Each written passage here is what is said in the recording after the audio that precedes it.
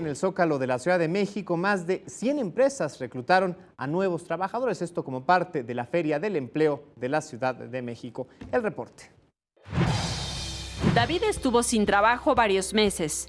Hoy acudió a la Feria del Empleo de la Ciudad de México en su edición número 34 en busca de una vacante en un call center en atención al cliente.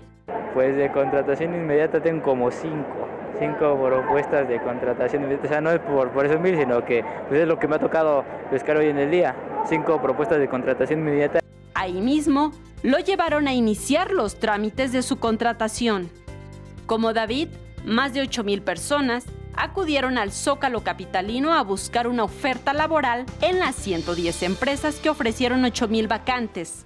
Pero aquí en la Ciudad de México, yo reitero, subrayo, la decisión es con las empresas, que aquí las empresas, los trabajos que oferten, hay de todo tipo de sueldos, pero no podrán ser menores